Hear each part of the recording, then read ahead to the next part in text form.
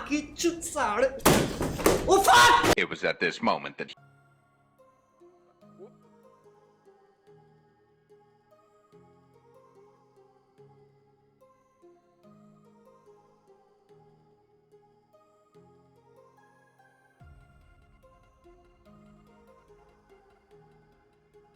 I dedicate this game to you, the one who came this far.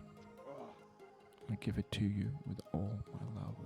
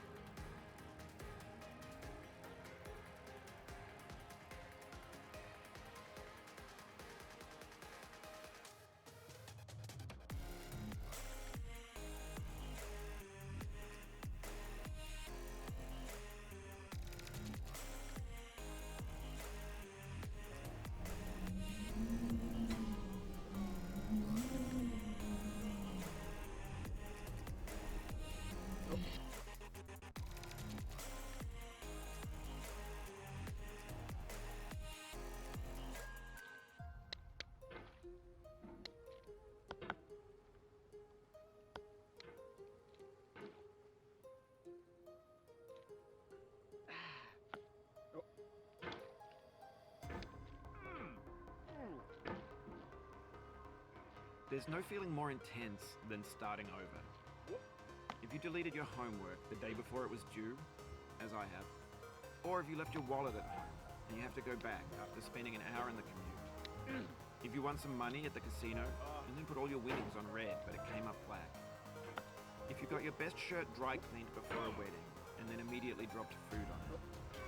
If you won an argument with a friend and then later discovered that they just returned to their original view. Starting over is harder than starting up. If you're not ready for that, like if you've already had a bad day, then what you're about to go through might be too much. Feel free to go away and come back. I'll be here. Alright, thanks for coming with me on this trip. I'll understand if you have to take a break at any point. Just find a safe place to stop and quit the game. Don't worry, I'll save your progress, always, even your mistakes. This game is a homage to a free game that came out in 2002, titled Sexy Hiking. The author of that game was Jazzuo, a mysterious Czech designer who was known at the time as the father of B games. And B games are rough assemblages of found objects. Designers slap them together very quickly and freely, and they're often too rough and unfriendly to gain much of a following. They're built more for the joy of building them than as polished products. In a certain way, Sexy Hiking is the perfect embodiment of a B game. It's built almost entirely out of found and recycled parts, and it's one of the most unusual and unfriendly games of its time. In it, your task is simply to drag yourself up a mountain with a hammer. And that act of climbing, in the digital world or in real life, has certain essential properties that give the game its flavor. No amount of forward progress is guaranteed. Some cliffs are too sheer or too slippery. And the player is constantly, unremittingly in danger of falling and losing everything. Anyway, when you start Sexy Hiking, you're standing next to this dead tree that blocks the way to the entire rest of the game. It might take you an hour to get over that tree, and a lot of people never got past it. Prod and poke at it, exploring the limits of your reach and your strength, trying to find a way up and over. And there's a sense of truth in that lack of compromise. Most obstacles in video game worlds are fake. You can be completely confident in your ability to get through them once you have the correct method or the correct equipment or just by spending enough time. In that sense, every pixelated obstacle in Sexy Hiking is real. The obstacles in Sexy Hiking are unyielding, and that makes the game uniquely frustrating. But I'm not sure Jazzuo intended to make a frustrating game. The frustration is just essential to the act of climbing, and it's authentic to the process of building a game about climbing. A funny thing happened to me as I was building this map. I'd have an idea for a new obstacle, and I'd build it, I tested, and it would usually turn out to be unreasonably hard. But I couldn't bring myself to make it easier. It already felt like my inability to get past a new obstacle was my fault as a player rather than as a builder. Imaginary mountains build themselves from our efforts to climb them, and it's our repeated attempts to reach the summit that turns those mountains into something real. When you're building a video game world, you're building with ideas, and that can be like working with quickset cement. You mold your ideas into a certain shape that can be played with. And in the process of playing with them, they begin to harden and set until they're immutable, like rock. And at that point, you can't change the world, not without breaking it into pieces and starting fresh with new ideas. For years now, people have been predicting that games would soon be made out of prefabricated objects, bought in a store and assembled into a world. And for the most part, that hasn't happened, because the objects in the stores are trash. I don't mean they look bad or that they're badly made, although a lot of them are. I mean they're trash in the way that food becomes trash as soon as you put it in the sink. Things are made to be consumed and used in a certain context, and once the moment is gone, they transform into garbage. In the context of technology, those moments pass by in seconds. Over time, we've poured more and more refuse into this vast digital landfill that we call the internet. It now vastly outnumbers and outweighs the things that are fresh and untainted and unused. When everything around us is cultural trash, trash becomes the new medium, the lingua franca of the digital age. And you can build culture out of trash, but only trash culture. Be games, be movies, be music, be philosophy. Maybe this is what digital culture is. A monstrous mountain of trash, the ash heap of creativity's fountain. A landfill with everything we ever thought of in it. Grand, infinite, and unsorted. There's 3D models of breakfast, Gen X's fanfic novels, scan magazines, green screen Shia LaBeouf, banned snuff scenes on LiveLeak.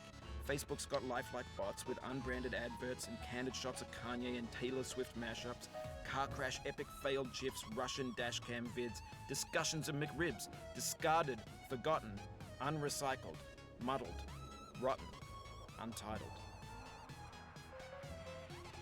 Everything's fresh for about 6 seconds, until some newer thing beckons and we hit refresh. And there's years of persevering, disappearing into the pile, out of style, out of sight. In this context, it's tempting to make friendly content that's gentle, that lets you churn through it but not earn it. Why make something demanding if it just gets piled up in the landfill, filed in with the bland things? When games were new, they wanted a lot from you. Daunting you, taunting you, resetting and delaying you. Players played stoically. Now everyone's turned off by that. They want to burn through it quickly, a quick fix for the fickle, some tricks for the clicks of the feckless. But that's not you, you're an acrobat. You could swallow a baseball bat. Now I know, most likely you're watching this on YouTube or Twitch, while some dude with 10 million views does it for you, like a baby bird being fed chewed up food. That's culture too.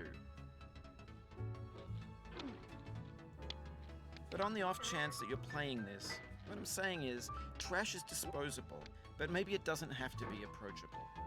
What's the feeling like? Are you stressed? I guess you don't hate it if you got this far. Feeling frustrated? It's underrated.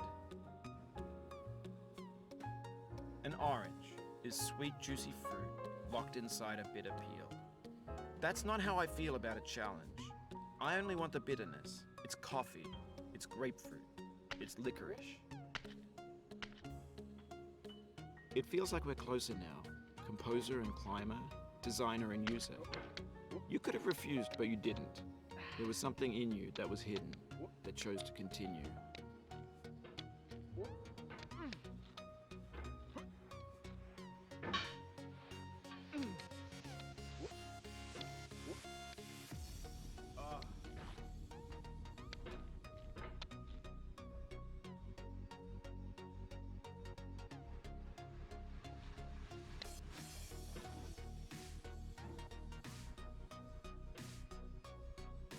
It means a lot to me that you've come this far, endured this much. Every wisecrack, every insensitivity, every setback you've forgiven me is a kingly gift that you've given me.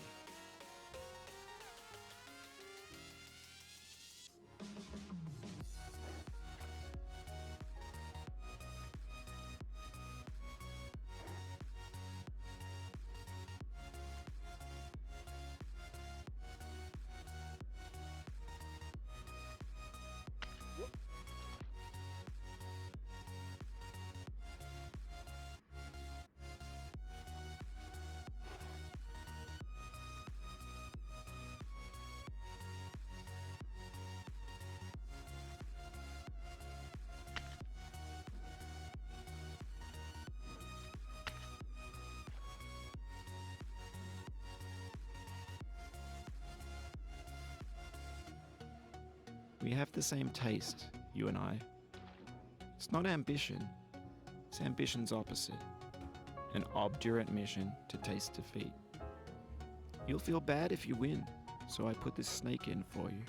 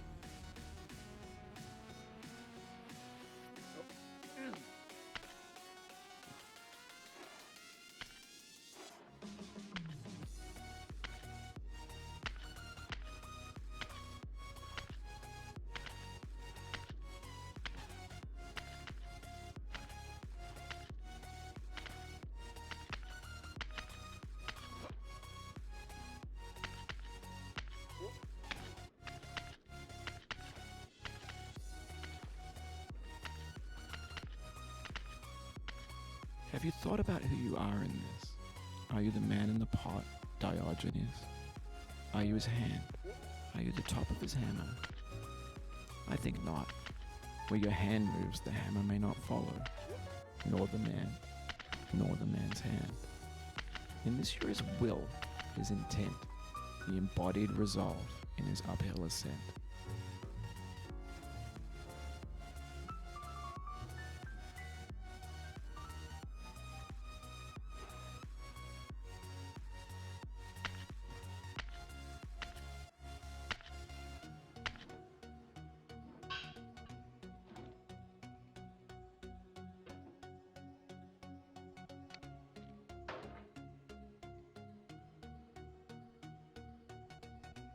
Now, you've conquered the ice cliff, the platforms, the church, and the rectory, the living room and the factory, the playground, the construction site, the granite rocks, and the lakeside. You've learned to hike. There's no way left to go but up, and in a moment I'll shut up. But let me say, I'm glad you came.